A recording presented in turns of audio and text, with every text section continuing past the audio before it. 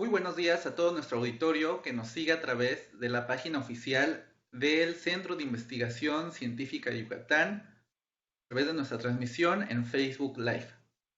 Mi nombre es Javier García Villalobos y es un honor para mí participar nuevamente en este programa encabezado por el Centro de Investigación Científica de Yucatán, el Foro de Análisis CICI, en esta su segunda sesión del año 2020. Foro de Análisis SISI es un nuevo mecanismo para transformar las capacidades y fortalezas de nuestra institución en herramientas útiles para la resolución de los problemas de nuestra región. Para comenzar con el programa de este segundo tema, cederé el micrófono a nuestro director general, el doctor Pedro Iván González Chi, quien realizará la bienvenida a todos los asistentes y nos presentará el tema a tratar en este segundo foro. Doctor González, muy buenos días.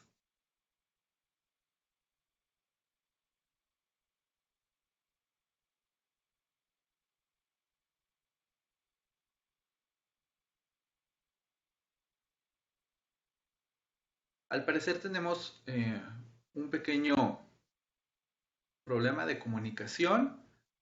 Doctor, si puede abrir su micrófono y sus cámaras para la presentación del tema del día de hoy. Muy buenos días a todos.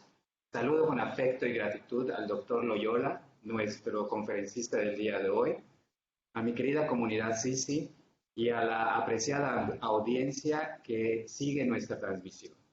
El día de hoy estamos aquí para platicar sobre ciencia, sociedad, nuevos desafíos. Hoy quisiera comenzar con algunas ideas sobre el ecosistema científico de Yucatán. Como herederos de la gran cultura maya, viva hasta el día de hoy, en la península de Yucatán y en particular en el estado de Yucatán se ha conservado el apego a la generación del conocimiento. Prueba de ello son las grandes instituciones de educación superior, así como los centros de investigación que se han desarrollado y consolidado en la región. El dinamismo científico de estas instituciones ha inspirado a otras instituciones nacionales para residir en esta parte del país, creando un ecosistema científico educativo sólido que fomenta fuertemente el desarrollo de la región.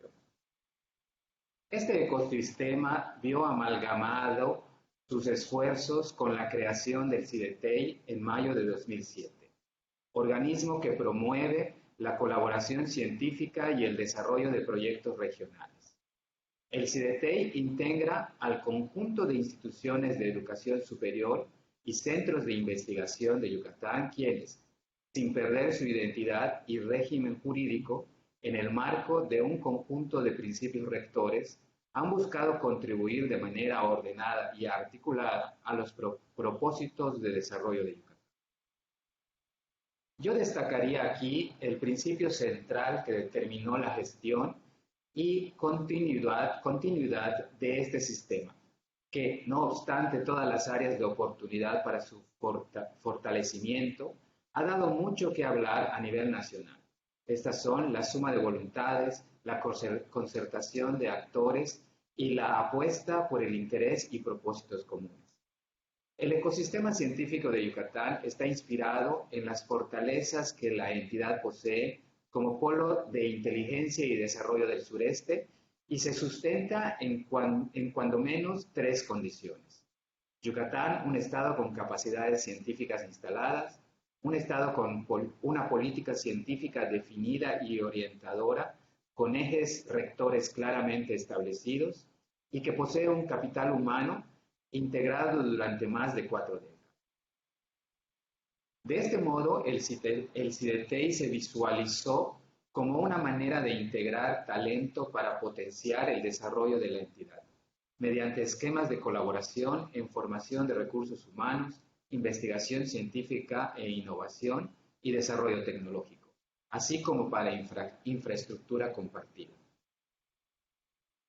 En términos de masa crítica, Yucatán tenía en el 2002 150 investigadores registrados en el Sistema Nacional de Investigadores. En 2007, eran 208, en 2010 371 y actualmente son 691 investigadores. Es decir, en 13 años, desde la gestación del CIDESTEI hasta ahora, prácticamente se ha triplicado esta membresía.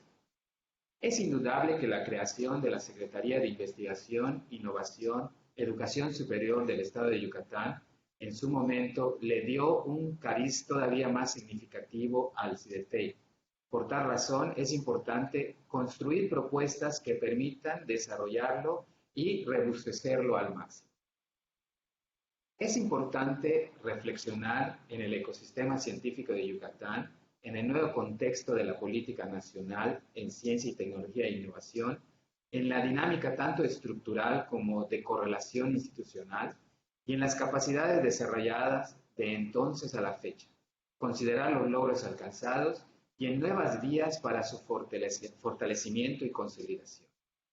Si bien el sustento principal de CIDETEI es el acuerdo de voluntades de las instituciones y participar en propósitos comunes para contribuir al desarrollo científico, tecnológico y la innovación en beneficio de la región, muchas de las acciones no han logrado permear a las diferentes escalas de las comunidades científicas, tecnológicas y más aún las empresariales. A 13 años, muchos desafíos hay por atender. Los ecosistemas científicos y de innovación son construcciones de largo plazo. Esto no lo debemos olvidar. En este sentido, es muy importante trabajar en un proceso de adopción y apropiación del sistema. Es decir, que todos los involucrados, desde la base hacia arriba, lo hagan suyo. Que se convierta en un sistema más abierto, dinámico, participativo. Encontrar los canales que permitan esta fluidez y vías más incluyentes de participación es uno de los grandes retos. Otro reto para los propios directivos y participantes en el CIDETEI es que logren bajar el mensaje al interior de sus propias comunidades. Si bien el sistema ha sido una manera novedosa de instrumentar una parte de la política pública en materia de ciencia, tecnología e innovación regional, la articulación de las instituciones de educación superior y de los centros de investigación en proyectos conjuntos de investigación o de infraestructura compartida todavía no se percibe en las comunidades académicas. Es por ello importante trabajar en mecanismos de apertura y posicionamiento para lograr que los propios investigadores, a todos los niveles, lo sientan suyo. La fuerza y beneficios del CIDETEI radica en las ventajas de su articulación y en su gran valor como mecanismo de cooperación y suma de voluntades. Un segundo reto reside en subir a la mesa nuevos actores de diversos sectores, entrar en una nueva dinámica, equilibrar los diversos intereses, pero manteniendo el espíritu de unidad en torno al propósito común, que es la ciencia, la tecnología y la innovación como instrumentos para contribuir al desarrollo integral de la región. Los retos no se limitan a un sistema estatal. En este sentido, los estados hermanos peninsulares comparten con nosotros intereses y problemáticas cuya resolución se vería beneficiada por esta nueva estrategia de colaboración.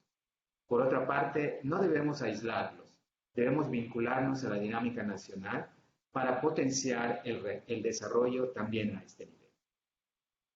Bueno, con esto me despido. Les agradezco muchísimo su presencia en este foro y a continuación Javier nos va a presentar a nuestro ponente del día de hoy. Muy buenos días. Gracias, doctor. Gracias. Como usted lo indica, la vinculación de la ciencia siempre ha estado presente y es una de las principales metas de los que realizamos esta maravillosa misión de la ciencia. Por lo que el segundo tema de este foro de análisis CICI es totalmente pertinente. Descubriremos los nuevos desafíos de la vinculación ciencia y sociedad. Para comenzar con el foro, daremos paso a la presentación de nuestro invitado del día de hoy. Después de su presentación, abriremos un espacio para preguntas y respuestas. Le pedimos a todo nuestro auditorio que realicen sus preguntas en los espacios de comentarios habilitados en esta transmisión. Nosotros leeremos las preguntas a nuestro experto del día de hoy. Ahora sí, quisiera presentárselos. El doctor Rafael Loyola Díaz es quien nos acompaña el día de hoy. Él es integrante de la Comisión Externa de Evaluación del CICI. Además, el doctor Loyola es sociólogo por la Facultad de Ciencias Políticas y Sociales de la UNAM y doctor en Historia por la Escuela de Estudios Superiores en Ciencias Sociales de París, Francia. Es investigador del Instituto de Investigaciones Sociales de la UNAM. Sus líneas de investigación han sido Historia Política Mexicana del siglo XX y actualmente trabaja sobre los temas ciencia y sociedad, sociedad y medio ambiente y energía en el marco del cambio climático. Fue secretario académico de este instituto, coordinador académico de la Flaxo México, secretario de vinculación de la Coordinación de Humanidades de la UNAM y director general del CIESAS, además de coordinador del área de Ciencias Sociales de la Academia Mexicana de Ciencias, de la cual es miembro, así como también es miembro del Sistema Nacional de Investigadores. Fue director fundador del Centro del Cambio Global y Sustentabilidad. Su último libro, en edición compartida y que está en proceso de publicación, se titula Vaivenes entre innovación y ciencia en la alternancia, la política de ciencia, tecnología e innovación en México 2012-2018. En esta ocasión, el doctor Loyola nos va a compartir su visión sobre la contribución de los centros públicos de investigación al desarrollo social regional. Doctor Loyola, le cedo entonces la palabra recordándole que cuenta con 30 minutos para desarrollar su presentación.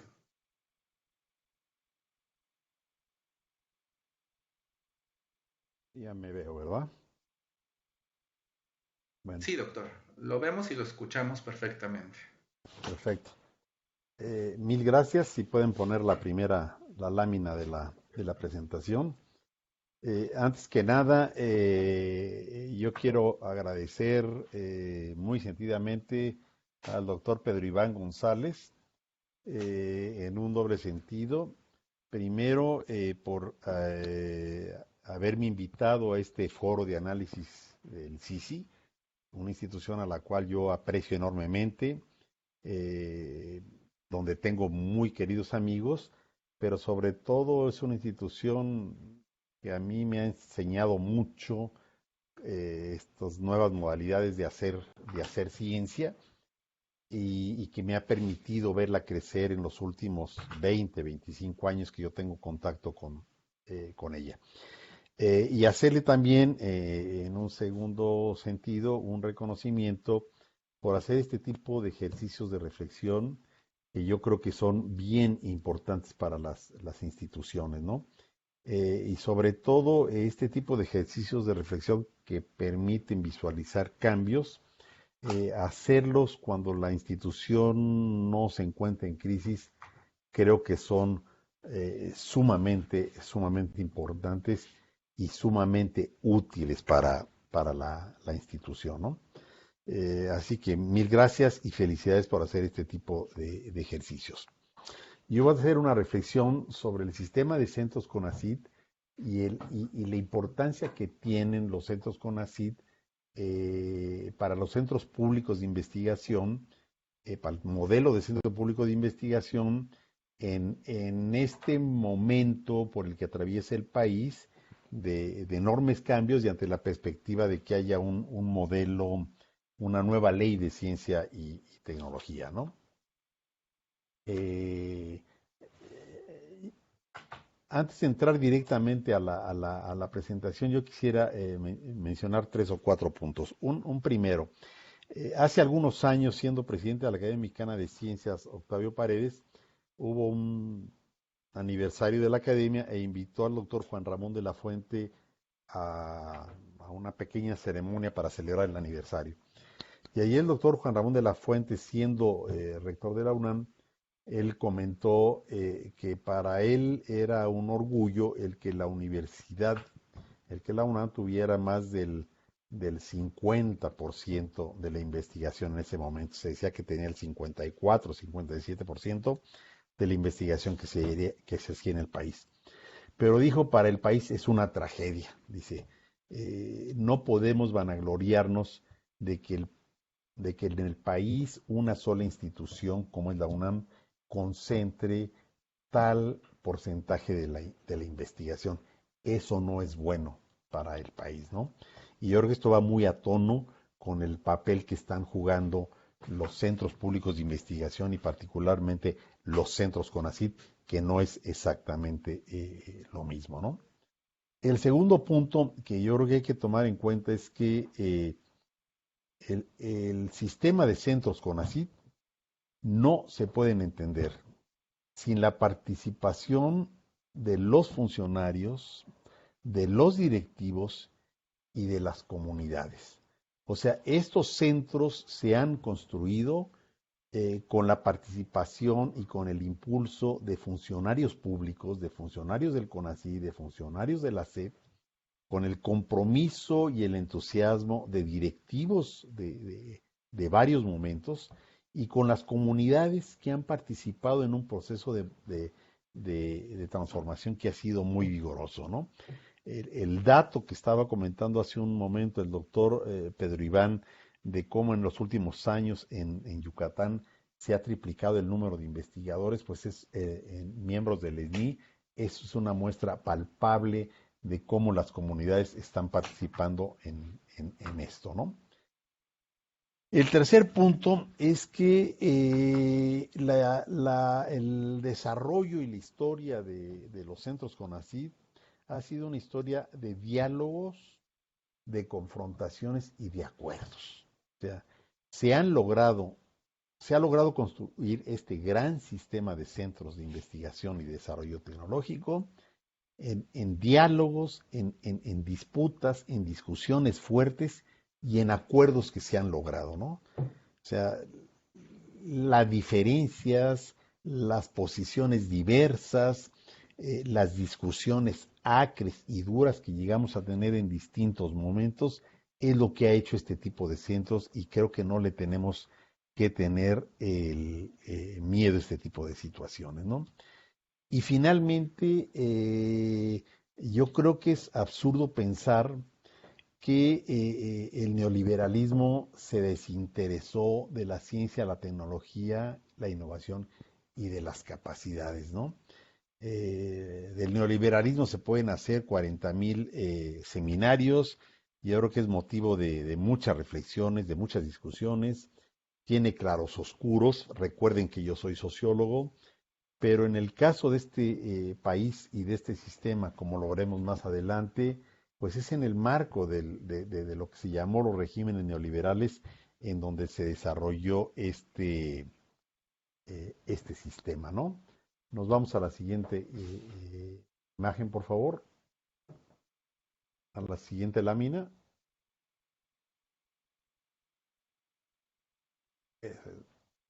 Bueno, vamos a tocar algunos antecedentes del sistema de manera muy rápida, ¿no? Primero surgieron antes del neoliberalismo y se fortalecieron durante el neoliberalismo, ¿no? Durante los denominados gobiernos neoliberales, ¿no? O sea, estos centros se empezaron a desarrollar en los años 70 del siglo pasado, ¿sí? Luego, en el año de 1992, se creó el sistema de centros CEP-CONACYT y en el año 2002 se creó la primera Ley General de Ciencia y Tecnología, en donde se creó el modelo de centro público de investigación. Y desde que se lanzó la creación de estos, desde que se empezaron a crear estos centros y desde que se agruparon estos centros de manera un tanto rápida, sin ningún plan de navegación todavía en ese momento, los ejes de lo que iba a ser este modelo eran muy claros, ¿no? Luego se fueron enriqueciendo más, pero eran muy claros. ¿Y cuáles eran estos ejes? Realizar actividades de ciencia y tecnología, formar recursos altamente capacitados, tener una política de comunicación y divulgación de la ciencia, tener capacidades en captación de recursos, entrarle a la transferencia de conocimiento y tener una política de internacionalización. ¿Por qué surgen estos centros o este sistema de centros? ¿Cuál fue el impulso que dio lugar a esto? Pues porque en los años 70 había un impulso de descentralización, ¿no? Había toda una preocupación del gobierno federal por descentralizar y por descentralizar distintas actividades del gobierno federal, por descentralizar lo que en ese momento ya había un exceso de concentración en la zona metropolitana de la Ciudad de México, por desarrollar nuevos polos de desarrollo regionales y por desconcentrar también la ciencia y la tecnología, y también hubo una capacidad por fortalecer capacidades. La siguiente lámina, por favor.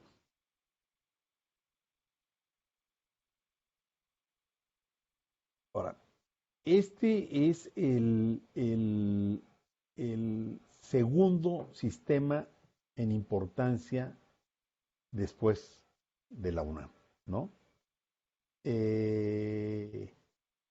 La fortaleza del centro se ve en una numeralia impresionante, ¿no? Son 26 centros más el FIDER.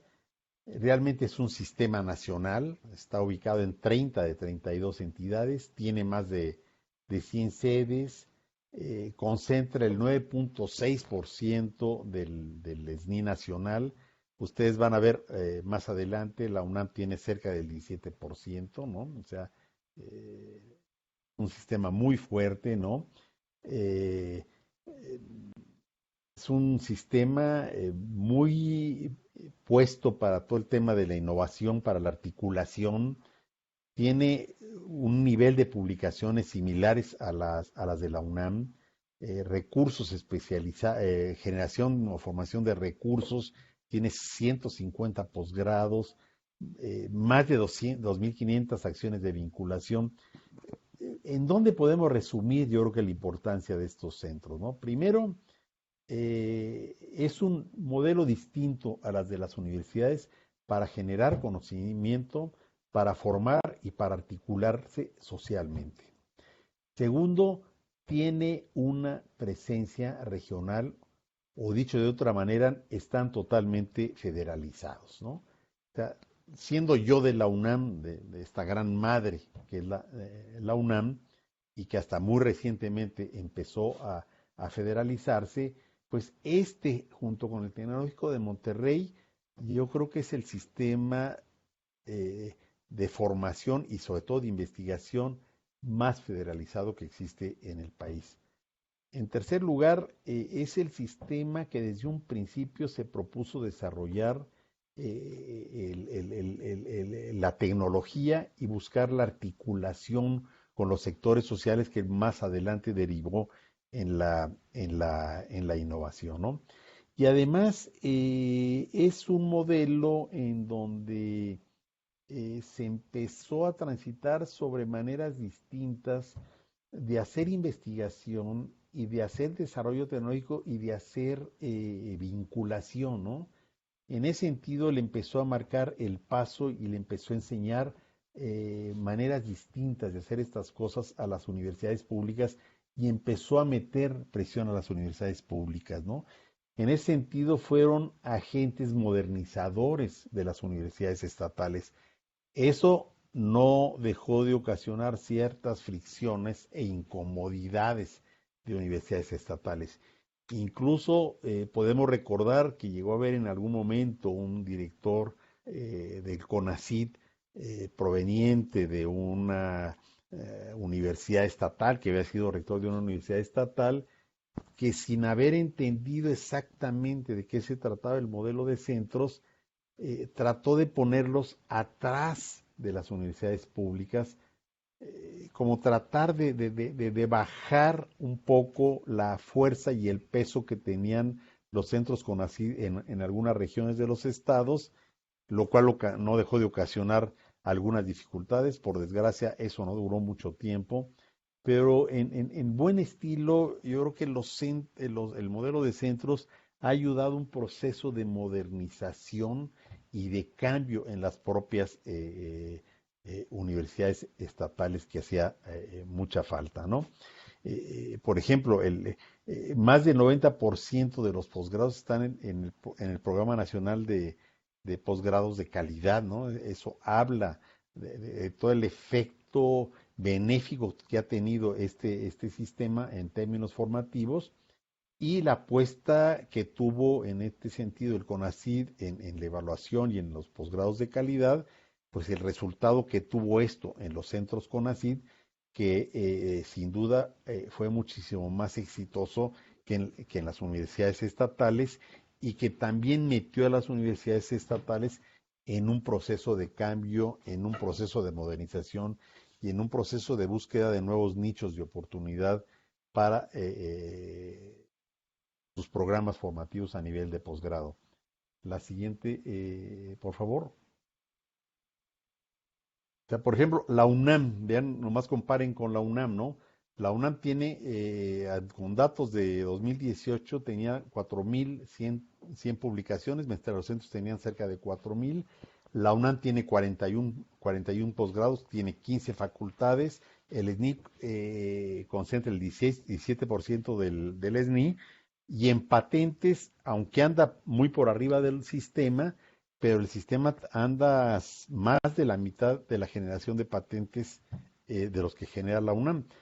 Y con la diferencia de que la UNAM tiene una historia muchísimo más larga que los centros, lo cual con estos datos, si hacemos este comparativo, queda muy claro que el sistema de centros CONACYT es, luego de la UNAM, el segundo sistema en importancia, el segundo sistema en peso, en generación de conocimiento, en articulación social, en innovación, en desarrollo tecnológico y sobre todo también en formación de capacidades y sobre todo en formación de capacidades en las regiones y en los estados. A diferencia de hace 30 o 40 años, ahora ya no se requiere viajar a la Ciudad de México para tener una formación a nivel de posgrado de cierto nivel y que sea reconocida. Ya ahora este tipo de centros lo que permite es que los estudiantes puedan estudiar en las regiones con el mismo nivel, con la misma competitividad de lo que se hacía hace 30 o 40 años en las instituciones de la universidad, llámese la UAM, llámese la UNAM, llámese el POLI o incluso el CINVESTAB, cuando no estaba tan descentralizado, ¿no? La siguiente diapositiva, por favor. Bueno, desde Carlos Salinas de Gortari, desde el gobierno de Carlos Salinas de Gortari en 1988, a las instituciones de educación superior y a los organismos de ciencia y tecnología, particularmente a los centros de investigación, se les metió en una dinámica transformadora a tono con una economía abierta y globalizada, ¿sí?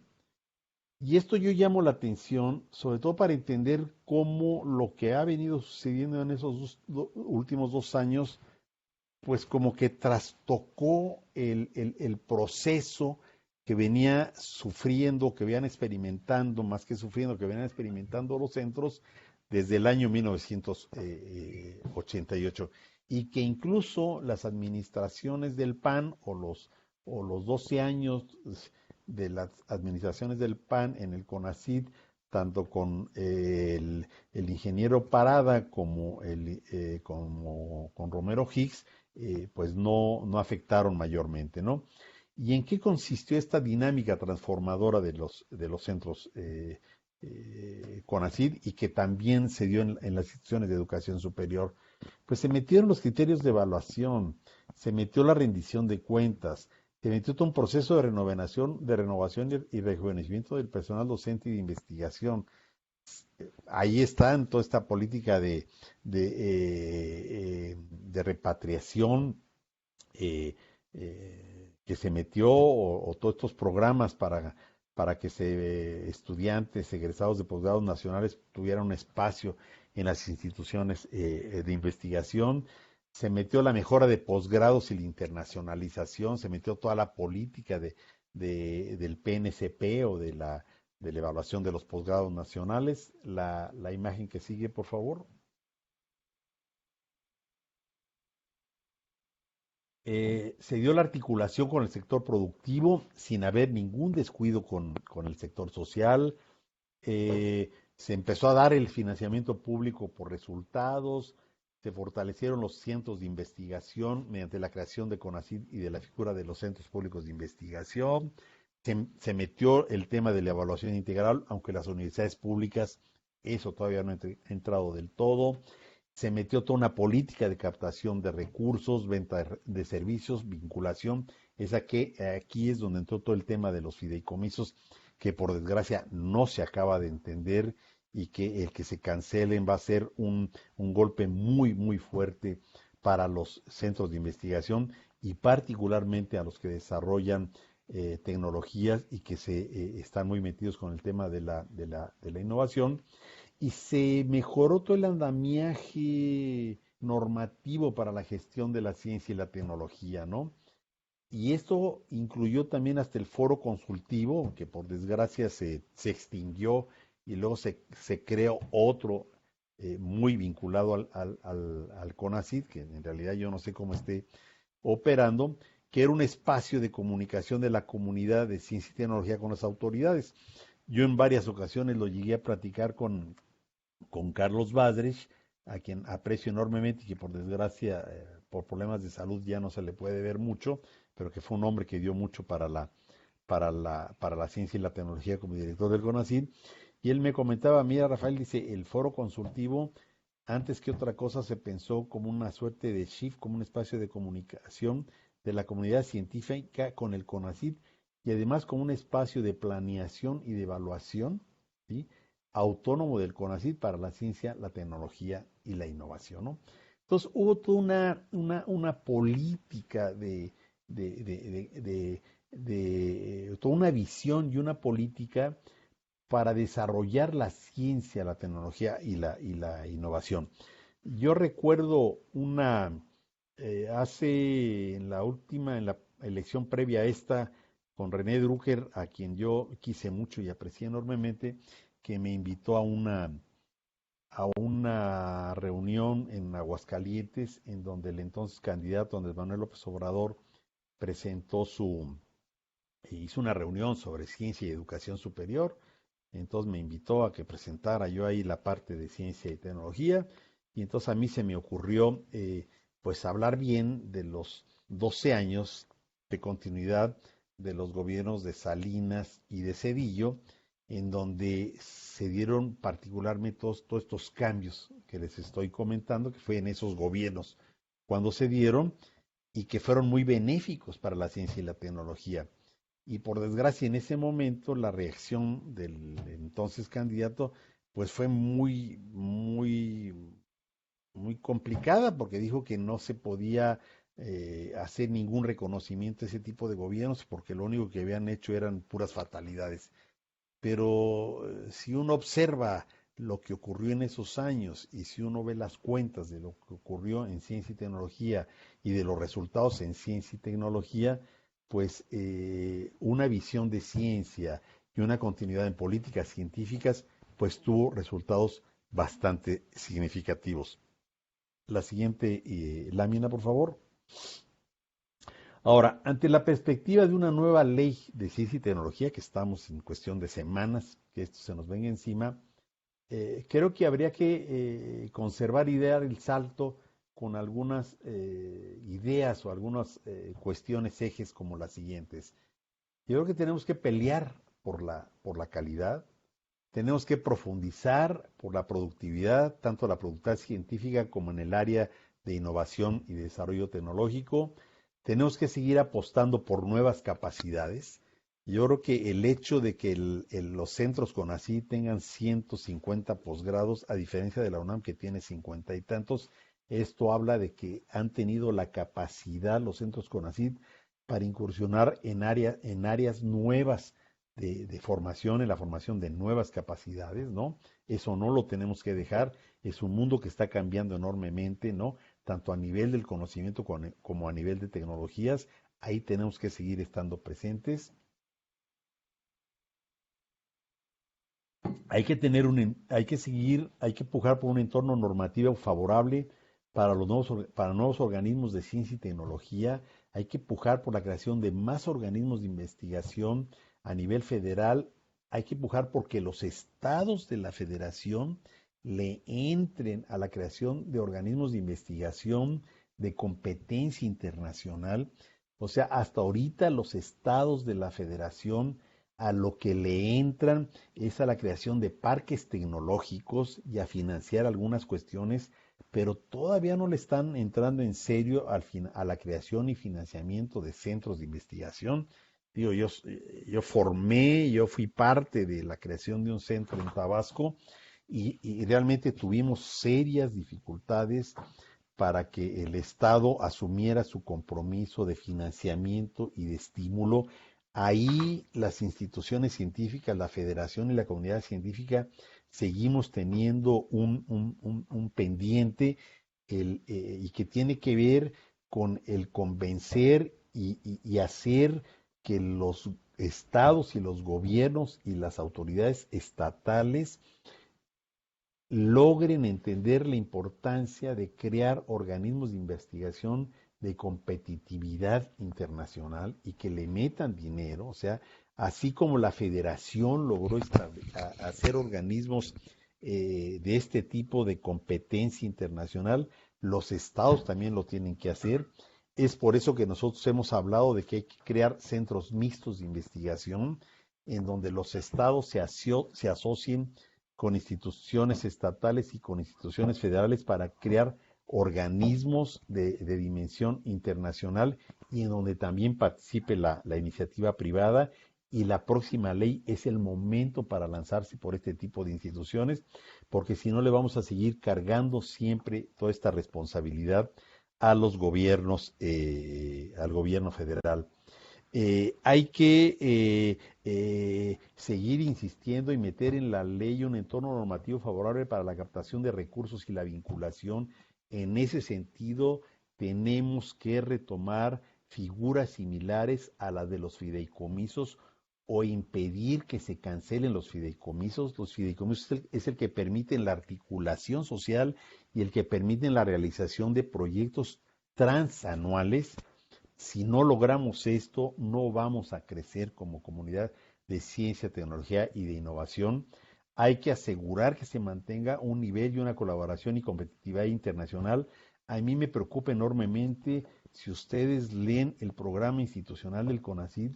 El programa institucional del CONACYT lo dice textualmente, está poniendo en cuestión la colaboración con América del Norte y con Europa y se está yendo por la colaboración con Sudamérica, con el Caribe y con algunos países de Asia que no menciona y con algunos países de la Europa del Este que tampoco menciona, ¿sí? Pero sobre todo está ninguneando la colaboración con los países en donde está el desarrollo de punta de la ciencia y la tecnología.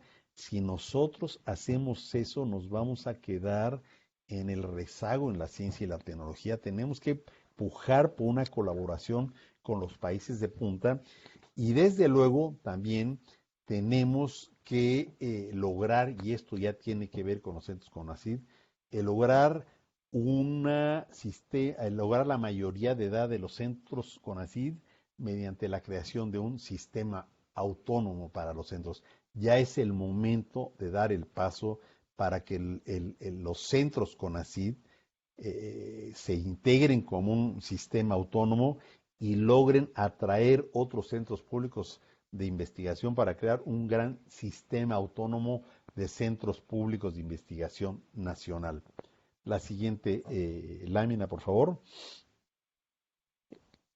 Yo hago insistencia en la importancia de que es el momento de lograr la autonomía de los centros públicos de investigación y de los centros CONACYT, una autonomía con nombre y apellido.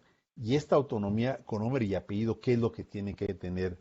Tiene que mantener la presencia y el implante regional, tiene que mantener el trabajo multidisciplinario en dirección a la transdisciplina, al trabajo interinstitucional y con perspectiva internacional. Tiene que conservar este concepto de libertad de investigación y de cátedra enmarcada en política institucional. O sea, no es esta libertad de investigación y de cátedra que tenemos en la universidad pública que le falta ponerle nombre y apellido. Hay que ponerle nombre y apellido. Hay que guardar cierta diversidad a partir de un piso común. Eso es lo que ha permitido que el Colegio de Michoacán sea en algunas cosas un poco diferente a los otros centros, pero hay que tener un piso común y a partir de ahí una cierta diversidad que permita experimentar mejoras en el modelo de los centros públicos y rutas distintas para tratar de hacer las cosas de una manera mejor o de una manera distinta, que no por ello sean peores de cómo se están haciendo, pero sí hay que apostar por un piso común, soportando o tolerando una cierta diversidad de los centros. La siguiente lámina, por favor. ¿Sí? Tiene que mantenerse el desarrollo tecnológico y la innovación con fundamento en la investigación básica. Hay que conservar la evaluación integral, externa y vinculante.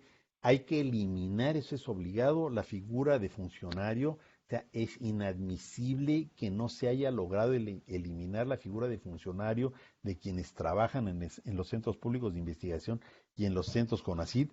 Hay que mantener la rendición de cuentas y la transparencia, pero evitar una fiscalización invasiva como ahora ocurre con la función pública o que desde hace algunos años ocurre con la función pública. Hay que mantener esta visión de lo local a lo internacional. Hay que apostar por direcciones con capacidad de ejecución y acompañadas de cuerpos colegiados de alto nivel y en donde tenemos que poner mucha atención es en la designación de los directivos. A mí me preocupa que en algunas de las últimas designaciones de directivos de los centros CONACYT se ha relajado el proceso de selección y se ha apostado por directivos en algunos casos que más que tener trayectoria de investigación, tienen trayectoria sindical o política, lo cual va a afectar enormemente el desempeño de estos centros. Tenemos que asegurar la calidad de los directivos y por eso tenemos que cuidar mucho el mecanismo de dirección, el mecanismo de designación de los directivos de los centros y tenemos finalmente que flexibilizar y modernizar los mecanismos de vigilancia y de fiscalización. La siguiente lámina, por favor. En suma, y ya para terminar, se tiene que evitar que en el país, en un solo modelo, lo que era en este caso la UNAM o la universidad pública, se concentren todos los esfuerzos de generación de conocimiento y de formación. Es saludable diversificar a partir de un piso común y con cierta flexibilidad, y es importante entrar y profundizar la federalización. Si todavía hay dos entidades de la República que no tengan fortalezas científicas y tecnológicas, pues hay que hacer porque en la próxima ley no quede ninguna entidad sin el acceso a los beneficios y a las bondades de la ciencia, la tecnología y la innovación. Hay que profundizar este carácter dinamizador y de transformación de los centros públicos de investigación, sobre todo en el papel que ejercen sobre las instituciones de educación superior en las regiones en donde sin duda alguna juegan procesos modernizadores. En varias ocasiones hemos comentado que en aquellas regiones o en aquellos estados en donde existen, además de las universidades estatales, organismos de investigación y particularmente centros CONACYT, el entorno científico, el entorno intelectual es absolutamente distinto. Yo soy de Querétaro y yo he visto en Querétaro cómo ha cambiado con la presencia de otros organismos de investigación, o sea, con la presencia de la UNAM, con la presencia del CIDESI, con la presencia del CIATECU. Yo me he percatado cómo Guadalajara, cómo Jalisco ha cambiado con la presencia de los organismos de investigación y yo contrasto estando en Tabasco cómo la ausencia de más organismos de investigación y el peso que tiene la Universidad Estatal en cerca de un 80% en la educación superior, de alguna manera ahoga las posibilidades de diversificación y ahoga en buena medida la creatividad que debería tener una región como Tabasco, y eso explica en cierta medida el que nuevamente se vuelva a caer en la petrolización de los años 70 y 80, y ya veremos que dentro de algunos años volveremos a vivir la cruda petrolera, ¿no? Y creo que para alcanzar una ley que mire para el siglo XXI, lo que habría que hacer es replicar el modelo de lo que se hizo para la discusión y aprobación de la ley de educación. Hace algunas semanas se aprobó una ley de educación que recibió el apoyo del 80% de los legisladores, lo cual fue inusual, o 90% de los legisladores, y entonces habría que replicar ese modelo. A mí lo que me preocupa es que vaya a querer darse un albazo para la aprobación de la ley, lo cual sería terrible para el futuro de la ciencia y la tecnología. Ya tenemos el ejemplo de lo que ocurrió en la, en la aprobación de una nueva ley de educación. Entonces, repliquemos el modelo, recurramos al Parlamento abierto y no dejemos que se elabore y se formule una ley en ciencia, tecnología e innovación sin una discusión amplia y sin la participación de los distintos actores y de las distintas regiones que están involucradas en esta temática. Y ya finalmente, para terminar, yo insistiría en que debemos entender que el modelo de centro público de investigación y el modelo de los centros CONACYT es un modelo distinto, diferente al de las universidades públicas, en donde también priva la libertad de cátedra y de investigación, pero es una libertad de cátedra y de investigación con nombre y apellido, y en donde se ha transitado a veces de manera más rápida que en la universidad pública en estas nuevas vertientes de lo que es la investigación contemporánea y de lo que sería la tecnociencia o la big science, que es el trabajo de investigación multidisciplinario, en equipo, interinstitucional y con búsqueda de financiamiento. Yo creo que este tipo de modelo de investigación, los centros CONACYT y los centros públicos de investigación están en las mejores condiciones para profundizarlo en serio, y hay que aprovechar la discusión que se va a dar de la Ley de Ciencia y Tecnología para que se legisle sobre los centros y se les den las mejores condiciones para que este tipo de modelo y esta manera de hacer ciencia quede plasmada en la ley para los centros y la podamos o la puedan desplegar de una manera muchísimo más ágil y muchísimo más rápida, muchísimo más dinámica, y que pueda ser pues una contribución hacia los otros modelos educativos y particularmente para las instituciones de educación superior, incluyendo a las universidades públicas. Y yo puedo decir, estando en la UNAM, que una buena cantidad de aportes de los centros públicos de investigación han sido paulatinamente retomadas por las universidades públicas, y si no se apuran los centros CONACYT y los centros públicos de investigación, a rato las universidades públicas van a agarrar la fuerza y pueden quedar totalmente al margen. Esto yo creo que es un juego de tanto de las CIES como de los centros públicos de investigación. Hay que entrarle en serio. La ley en ciencia y tecnología es tanto para las IES como para los centros públicos de investigación. Hay que entrarle conjuntamente y busquemos una ley que sea buena para la ciencia, que sea buena para el desarrollo tecnológico y la innovación, que sea buena para la sociedad, que sea buena para el país y que sea buena para un país en un siglo en donde se están dando transformaciones muy de fondo y donde se está dando un proceso de transformación civilizatorio muy profundo. Yo con eso terminaría y muchas gracias.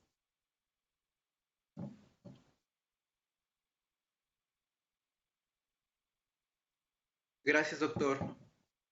Tu presentación es sin duda una gran antología, pero sobre todo una gran también detonadora de ideas. Vamos a proseguir ahora con el tiempo para la sesión de preguntas y respuestas. Tenemos ya algunas aquí anotadas, pero le pedimos a nuestro auditorio si tiene alguna pregunta adicional, la puede también escribir en el espacio correspondiente. Vamos a proceder a leer las preguntas, si le parece bien, doctor. Primero, pues tenemos felicitaciones y agradecimientos del auditorio, del doctor Larqué, el doctor Felipe Sánchez. Y bueno, vamos a comenzar con las preguntas. El doctor Ricardo Hervé pregunta, ¿cuáles cree que son las principales limitantes para articular la investigación científica con la sociedad? Es decir, ¿cuál sería el principal problema que impide que la investigación científica tenga la componente? Vamos contestando una por una. Sí, tenemos tiempo, entonces yo creo que puede ser más sencillo. Bueno, yo creo que las principales limitantes de la articulación ciencia y sociedad es que todavía no acabamos de tener el modelo adecuado que permita la mejor articulación social. O sea, hay dos componentes. Un primer componente es que los grupos que toman las decisiones y particularmente el sector productivo y el sector gubernamental todavía no acaban de entender el carácter estratégico del conocimiento para el desarrollo y para el desarrollo con criterios de sustentabilidad. O sea, si todavía no incluyen el carácter estratégico del conocimiento para el desarrollo, con más dificultad entienden el que hay que integrarle al concepto de desarrollo el concepto de sustentabilidad. Creo yo que los centros CONACYT han demostrado, y el sí se ha demostrado, que esto se puede hacer. Pero yo creo que todavía falta mucho por hacer. Yo recuerdo mucho discusiones, como las debe de recordar nuestro amigo Alfonso Larqué, como las debe recordar nuestro amigo Manuel Robert, con Alfonso Serrano, en donde él insistía que los científicos teníamos que demostrarle a la sociedad y al gobierno que éramos útiles, porque si no nos iban a hacer caso. Está bien, yo creo que hay que hacer un buen trabajo de divulgación para decirle a la sociedad de que somos útiles. Pero yo creo que por ahí no va todo el asunto, ¿no? El asunto va por el lado de que los que toman las decisiones y que tienen el poder, por alguna razón que ahí sí sociológicamente yo no acabo de entender, ellos no acaban de entender el carácter estratégico del conocimiento.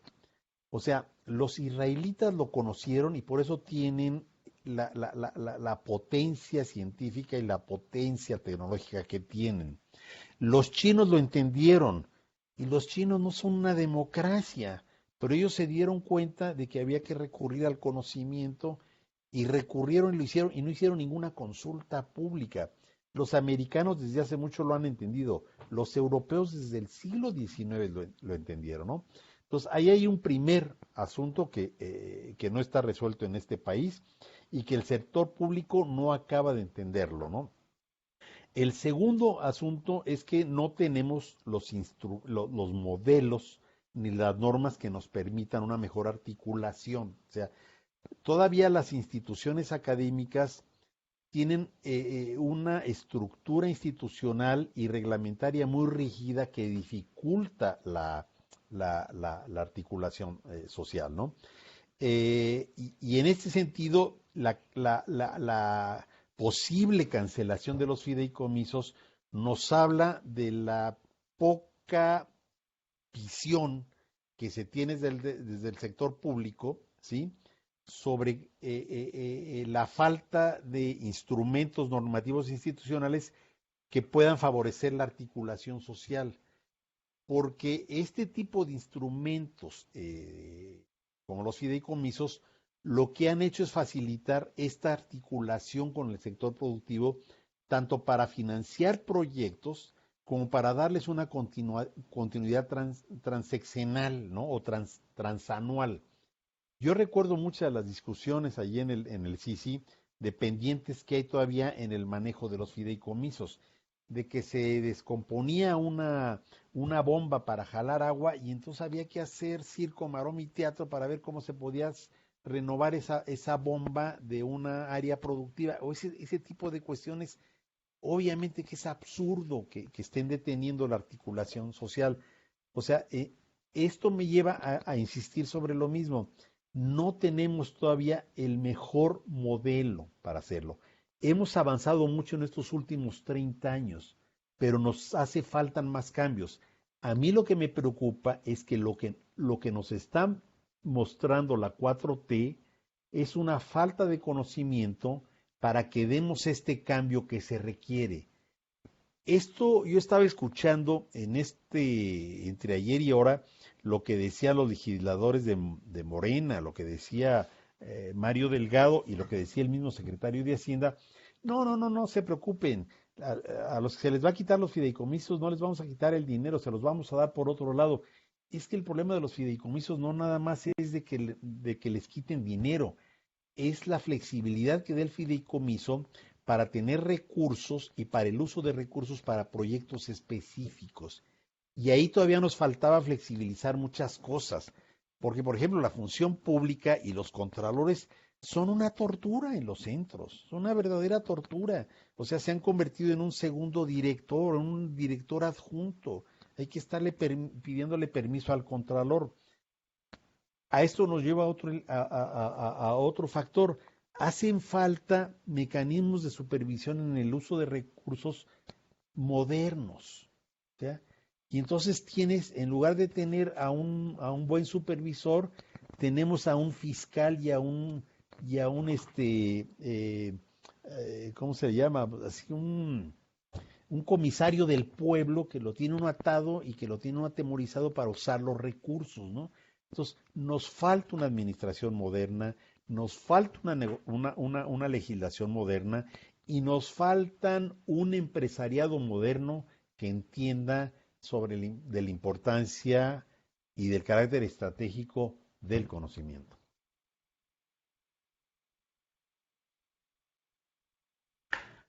Gracias, doctor. Muy bien. Ahora, si le parece bien, sí, lanzamos dos preguntas del auditorio. El doctor Felipe Sánchez pregunta, ¿cuáles considera que son las principales limitantes del sistema de centros, más allá del nuevo enfoque del gobierno en términos de ciencia? Y la doctora Liliana Estrada Mota, quien también le agradece y le saluda, pregunta si estaremos presenciando un cambio hacia dinámicas o políticas centralizadas en la ciencia y la tecnología y qué implicaciones tendría ello para el fortalecimiento de capacidades científicas en las diferentes regiones del país. Bueno, ¿cuáles son las limitantes de los centros? Yo creo que los centros todavía no se acaban de integrar como un sistema de centros. O sea, hubo un intento de reforma en la administración pasada, muy ambicioso, que a mí me da la impresión que se quedó más en la ambición que en el contenido. O sea, hace falta crear un verdadero sistema y un verdadero sistema que dé lugar a la colaboración y a la circulación de los investigadores entre el sistema. 2, hace falta la autonomía del sistema. ¿Sí? O sea, el CONACYT le sirvió al sistema de centros como incubadora para que creciera. Y yo creo que el niño ya creció, el niño ya no anda en pantaloncitos cortos y ya no trae tampoco el cascabelito ni trae la sonaja, ya creció. Entonces ya es el momento en que puede caminar solo. Entonces hay que crear un sistema autónomo de centros. Ahí la parte que no me queda claro es cuál debe ser la, la, el vínculo o la oficina de referencia del gobierno eh, con la que tiene que acordar este sistema autónomo, si sea el CONACYT o sea una Secretaría de Estado. Por eso es que yo creo que valdría la pena empezar a pensar en este país, y creo que en la actualidad no se va a pensar en crear una Secretaría de Ciencia y Tecnología. Si el doctor René Drucker viviera, ya tendríamos una Secretaría de Ciencia y Tecnología. Entonces, en ese sentido, si se crea un sistema autónomo, estaría basificado obviamente en esta Secretaría de Ciencia. Pero hay que desvincularlo del CONACYT, hay que darle una autonomía al centro. Luego, tres, hay que cambiar la figura, obviamente, de funcionario que tienen los investigadores y el personal de los centros, ¿no? Porque el personal de los centros no tiene funciones de autoridad, son académicos como cualquier universidad y como cualquier organismo público de educación. Entonces, urge cambiar ese, ese, ese concepto y esa característica, ¿no? Y yo creo que la otra limitante es que los centros CONACYT todavía se están viendo como un organismo muy distante de otros organismos similares que son centros públicos de investigación. Yo creo que es el momento de empezar a integrar a otros organismos similares y centros públicos de investigación para que se cree un gran sistema nacional de centros públicos de investigación en este marco de autonomía, ¿no? Y dentro de esto, obviamente, yo creo que había que crear, que yo creo que es una gran limitante, habría que crear otros sistemas de supervisión y de fiscalización del uso de los recursos. Yo creo que cuando yo entré al CIESAS de director, cuando yo tuve la fortuna de ser director del CIESAS, nosotros teníamos 8 sesiones de órganos de gobierno, 4 de órganos de gobierno y 4 de COCOA. Esas sesiones las bajamos a 2 sesiones anuales. Entonces le bajamos mucho la presencia a la supervisión. Y ahora me entero que ya les volvieron a meter unas suertes de cocoas. Y entonces, además de las 2 sesiones de órganos de gobierno, ahora parece que tienen 4 sesiones más de orden administrativo. O sea, esto es como esta historia de Sísifo, ¿no? Es esta piedra que la avienta uno para adelante y al rato viene nuevamente para atrás. Nunca terminamos. O sea, hay que bajarle el tono a esta fiscalización tan excesiva, ¿no? Y crear mecanismos modernos de control y de revisión del manejo de los recursos, ¿no? Eso en lo que se refiere a las militantes, y me da gusto saludar al doctor Felipe, ¿no?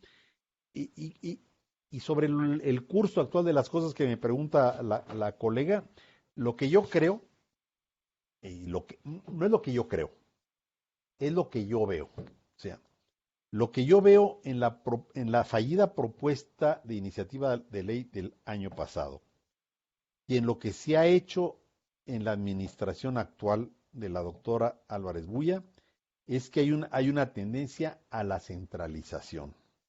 Y hay una tendencia a la centralización en dos sentidos. Hay una tendencia hacia la centralización de decisiones en el CONACYT en la dirección general y tumbando todos los organismos de contrapeso y de supervisión. Y también hay una tendencia a la centralización y a la concentración de las decisiones de la política científica en el CONACYT, sobre todo el gobierno federal, porque el CONACYT hasta ahorita medio maneja el 30 o 40% de la ciencia que se hace en México. Y yo creo que hay una tendencia a controlar todo. Y esto incluye a una tendencia a nuevamente controlar toda la ciencia nacional en la Gran Tenochtitlán. O sea, este país en los últimos 30 o 40 años ganó mucho en la federalización. Por eso está el CICI, por eso están las capacidades tecnológicas de Nuevo León, por eso están las capacidades científicas de San Luis Potosí, por eso están las capacidades de Querétaro, por eso están las capacidades de Baja California, gracias a ese proceso de federalización. Y ahora regresamos al México de los años 70 y nuevamente esta gran centralización desde la Gran Tenochtitlán. Ese va a ser un gran peligro. Y ese va a ser un gran peligro porque vamos a echar marcha para atrás a lo que se había avanzado en este país.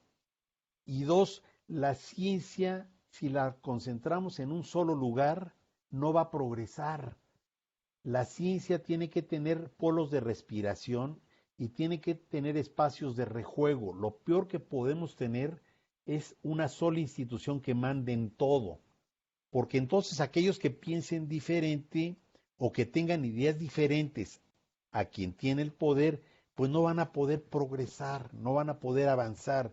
La ciencia es de juegos, de discusiones, de disputas entre espacios de conocimiento, entre nuevas ideas que emergen, entre maneras distintas de ver las cosas. Y si nada más vamos a tener una manera de ver las cosas, quien va a perder va a ser la ciencia. Y junto con la ciencia va a perder también el desarrollo tecnológico y la innovación. Y por desgracia, no es lo que yo pienso, sino lo que yo veo. Vamos hacia una insana centralización y concentración de la ciencia, la tecnología y la innovación. Y si me queman en leña viva, espero que alguien me eche agua. Correcto, doctor. Vamos a continuar. Tenemos algunas preguntas más. Vamos por las dos siguientes. La primera del doctor Alfonso Larqué. Él pregunta, ¿nos pasarán a los estados centros CONACYT como se planteó en el año 2002 o desaparecerá el sistema? Planteamos crear el Max Planck mexicano, ¿recuerdas? Y la siguiente es del doctor Ricardo Hervé y pregunta, ¿cómo medir el impacto de la investigación científica en el desarrollo social? ¿Existe algún mecanismo bien establecido? Bueno, en la primera pregunta de mi queridísimo amigo el doctor Larqué, al cual le mando un fuerte abrazo, eh, yo voy a ser muy herético en lo que voy a decir, ¿no? Espero que no me expulsen del país como lo han querido hacer con algunas otras gentes, ¿no? Mi impresión es que la actual administración del CONACYT llegó con el espíritu Puma, ¿sí? Y entonces empezó a ver a los centros CONACYT con un enorme escepticismo. No entendía qué eran esas cosas de centros CONACYT, ¿sí? Y los veía con muchas dudas, ¿no? Y creo que la percepción cambió. Creo que por el tipo de desempeño que ha tenido en estos últimos 2 años y de confrontación con la comunidad científica, de lo que se ha dado cuenta la administración del CONACYT es que lo único que tiene a la mano y que medio le hace caso, pues es el sistema de centros CONACYT, ¿sí? Entonces, su campo de maniobra más segura son los centros CONACYT, ¿no? Tiene una ascendencia sobre los centros, mientras que en el resto de las instituciones, pues las cosas no son tan claras, ¿no?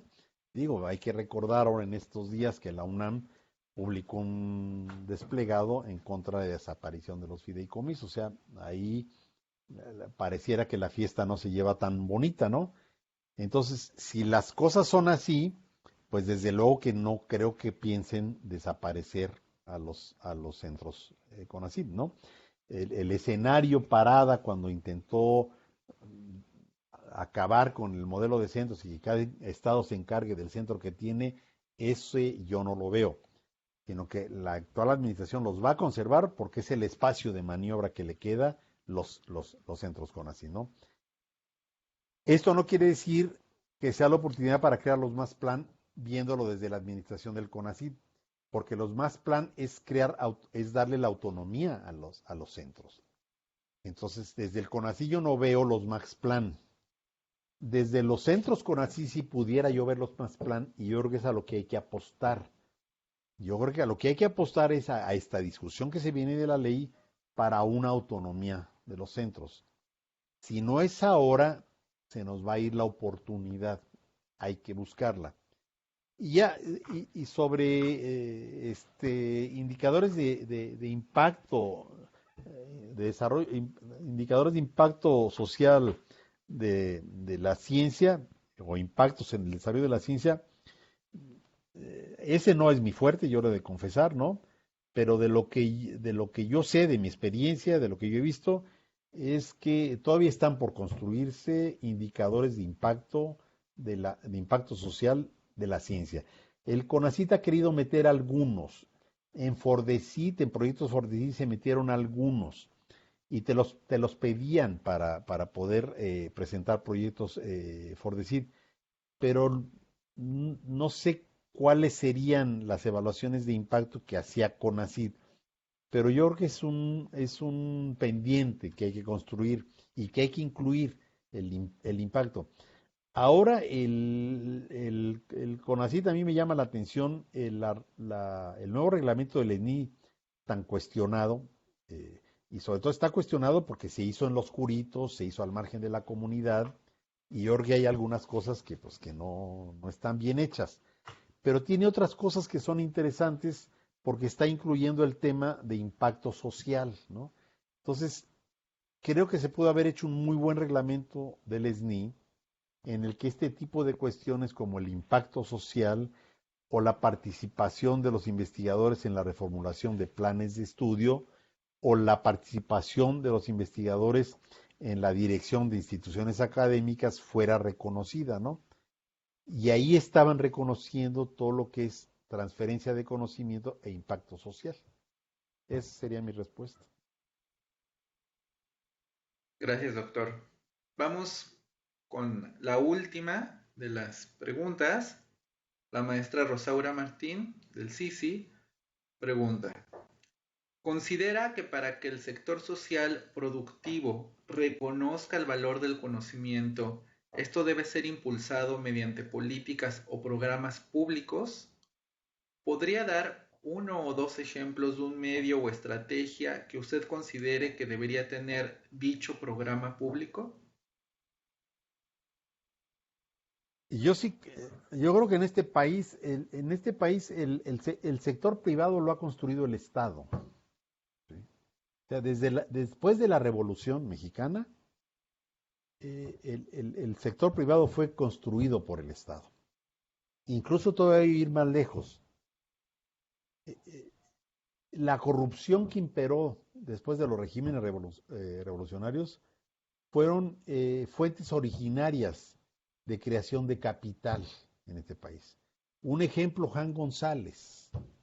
Y como Juan González hay muchos ejemplos, exgobernadores, expresidentes municipales, que hicieron y que siguen haciendo, robando recursos públicos para invertirlos en actividades empresariales, ¿no? Entonces, es el Estado el que ha creado los empresarios y el que no únicamente ha sido fuente de creación del sector privado, sino que ha generado las políticas para la creación del sector empresarial, ¿sí? Eso en primer lugar. Segundo lugar, a partir de ahí, yo sí creo que es el Estado el que tiene que propiciar esto. Por eso es que se crearon los incentivos para la incorporación de la innovación o del desarrollo tecnológico en las empresas, ¿no? O sea, desde el gobierno de Carlos Batres, pero después los panistas, cuando entró el ingeniero Parada y durante todo el gobierno panista, lo que vivimos fue una obcecación por el desarrollo tecnológico y la innovación. O sea, lo que se hizo en esos gobiernos fue que la DIAT, que es esta asociación de directivos desarrollo tecnológico, se convirtió en el think tank del CONACYT, y entonces se fueron todo por el desarrollo tecnológico y la innovación con una ciencia diluida, ¿sí? Incluso hubo organismos internacionales, ¿sí?, que abogaron por esta dirección. Dijeron, hay que impulsar el desarrollo tecnológico y la innovación, y ya luego pescamos nuevamente a la ciencia, o sea, hay una visión, y sobre todo fue la OCDE la que impulsó mucho esta visión. Y en este país tuvimos un grupo de investigadores que se articuló muy bien con esta visión, y lo que hicieron fue replicar las recetas de la OCDE en esta dirección, y nos la aventaron completita, ¿no? Entonces, de ahí fue que se inventaron todo lo de los estímulos fiscales, la ayuda a proyectos de desarrollo tecnológico a fondo perdido, y de ahí viene toda esta queja e incomodidad de la actual administración del CONACYT de que se le dio demasiado dinero al sector productivo sin mayores resultados, ¿no? Y luego hubo la queja de muchos sectores de la comunidad científica, en donde yo me ubiqué, en donde no nos gustó el modelo que se aplicó, pero no nos gustó no porque el Estado o se impulsara el desarrollo tecnológico y la innovación, sino por la manera como se estaba haciendo, en donde había un desdén con la ciencia y en donde se creó un conflicto falso entre científicos y tecnólogos, ¿no? Y luego se apoyaban realmente proyectos muy absurdos, como por ejemplo cómo ponerles el azúcar glass a las donas Bimbo, o se financiaba a estas grandes empresas o transnacionales con recursos públicos, como pues la Bimbo debe tener recursos para financiarse ella sola, ¿no? O sea, el asunto no era en el qué, sino en el cómo, ¿no? Y entonces ahora viene esta administración y entonces dice, es que toda la visión que tiene esta administración es que el neoliberalismo impactó en la ciencia, y tiene una visión de la ciencia solo para la empresa, ¿no? Entonces vamos a cortar y no se va a apoyar nada. Verdad a medias, porque siguen apoyando, ¿no? Pero yo creo que sí es el Estado el que tiene que impulsar todo esto, y tiene que haber políticas públicas. El asunto es quién lo tiene que hacer y de dónde tienen que salir los recursos.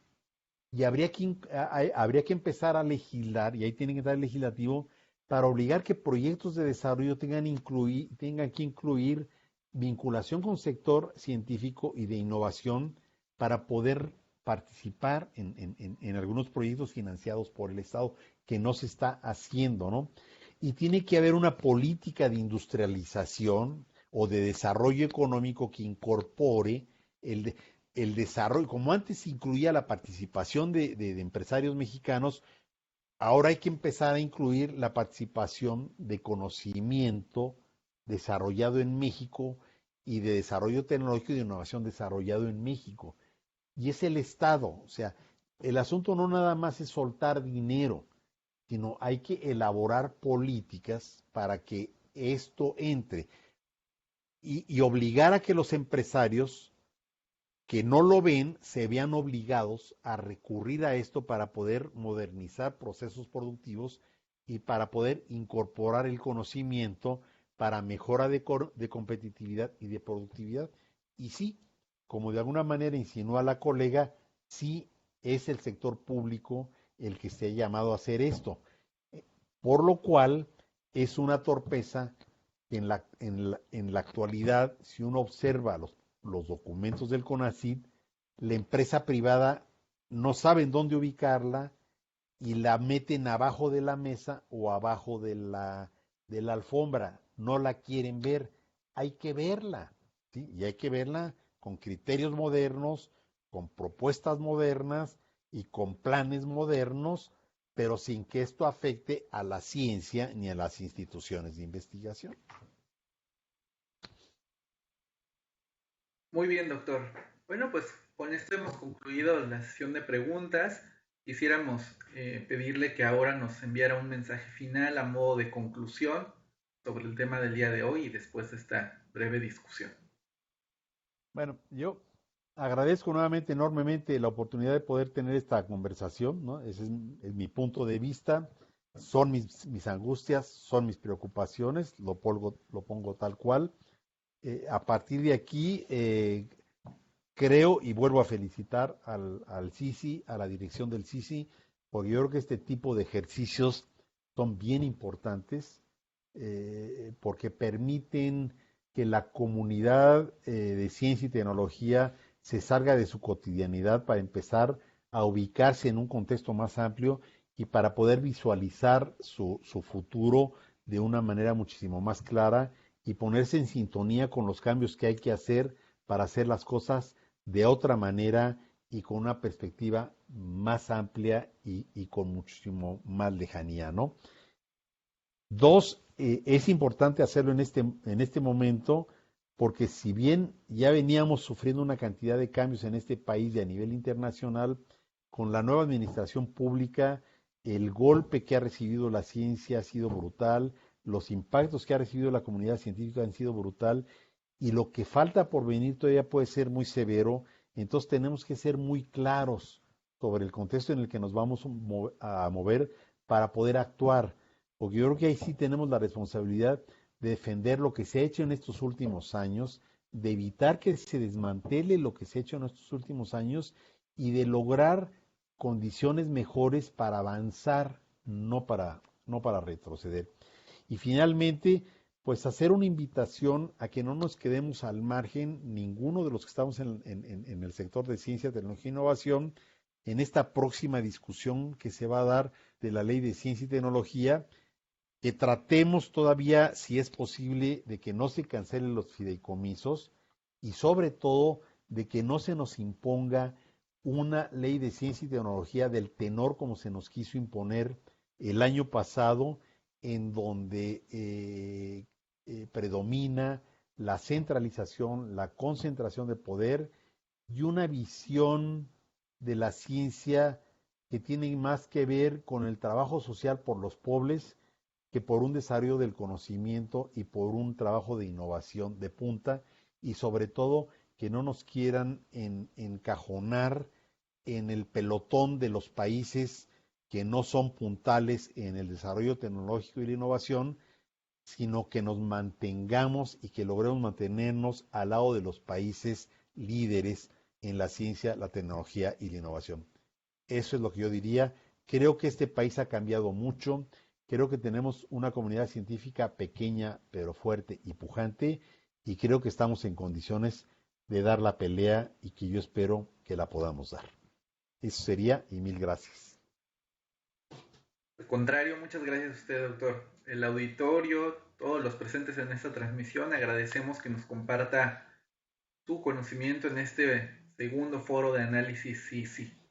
Antes de recordarle las fechas y como cierre de la sesión del día de hoy, quiero ceder la palabra a la doctora Liliana Alzate Gaviria, quien es investigadora titular de este centro y además es directora de investigación del CICI. Es la dirección que encabeza el proyecto del que se desprende este foro de análisis. Doctor Alzate, le dejo el micrófono para que por favor nos comparta las conclusiones del foro del día de hoy. Muchas gracias, Javier.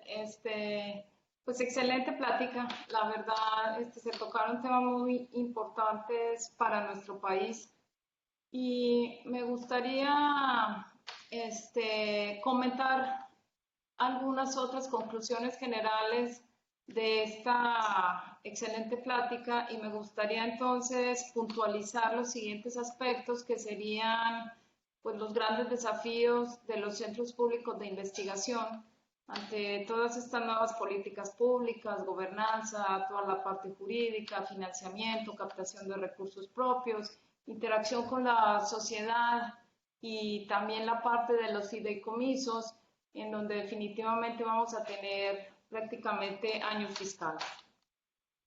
Otro aspecto relevante que platicó el doctor Loyola es que los centros públicos de investigación como el CICI, como él mismo lo platicó, pues fueron creados desde 1992 para desconcentrar la ciencia y tecnología y así fortalecer capacidades, y actualmente pues tenemos presencia en 30 de esas 32 entidades federativas. Como él también lo ratificó en varias oportunidades, pues los centros de investigación, los centros públicos de investigación, pues ocupamos el segundo, o somos el segundo sistema en importancia en ciencia, tecnología e innovación después de la UNAM. Me gustaría también platicarles, que tal vez no se dijo directamente, pero creo que es un punto importante, doctor Loyola, es el porcentaje del GIDE, del gasto en investigación científica y desarrollo experimental. Respecto al PIB, para este año en curso se prevé que sea de 0.29%, mientras que en años posteriores como 2010, 2016, llegó a ser cercano a 0.50%. Recordar que la UNESCO y la OCDE, que es la Organización para la Cooperación y el Desarrollo Económico, que también lo platicaba hace unos minutitos, pues recomienda ese 1%. Entonces creo que estamos ante un parteaguas en la parte científica, hay un reto muy importante y pues yo creo que todas estas pláticas en los foros pues nos va a ayudar por lo menos a hacer terapia de grupo y entender un poco más las situaciones que tenemos actualmente en nuestro país. Gracias, doctor Loyola, y gracias, Javier. Adelante. Al contrario, gracias, doctora. El programa del día de hoy ha sido muy satisfactorio para todos los presentes, pero más aún para los que participamos de este noble quehacer de la ciencia, la tecnología y la innovación en los centros públicos de investigación. Sin duda, aún nos queda mucha tarea por hacer en el beneficio de la sociedad, pero este tipo de acciones nos permite convertir esas tareas en proyectos factibles. Para continuar este análisis, les invitaremos a que nos acompañen en el siguiente tema que abordaremos en el foro de análisis CICI. Se titulará Perspectivas y retos de los centros públicos de investigación para contribuir al desarrollo social y se realizará el próximo viernes 9 de octubre a las 4 de la tarde. Finalmente, como ya se ha publicado en nuestros medios de comunicación, el día 16 de octubre tendremos como cierre de las sesiones del foro 2020 la presentación magistral del doctor José Enrique Villa Rivera. Esto será, les recuerdo, el 16 de octubre, pero a las 11 de la mañana. Les pedimos que por favor sigan pendientes de los programas de cada uno de los foros en los medios de comunicación del CICI, nuestra página web www.cici.mx, nuestras redes sociales, Facebook, Instagram, Twitter y el canal de YouTube. Recuerden, los viernes serán día de foro análisis CICI y por si alguna razón no pudieron seguir la transmisión en vivo, podrán encontrar las grabaciones de los videos tanto en la página de Facebook como en el canal oficial de YouTube del CICI. Por nuestra parte es todo, les agradecemos su compañía y a nombre de todo el equipo que realiza y hace posible este foro, me despido. Nos vemos el próximo viernes. Muchas gracias.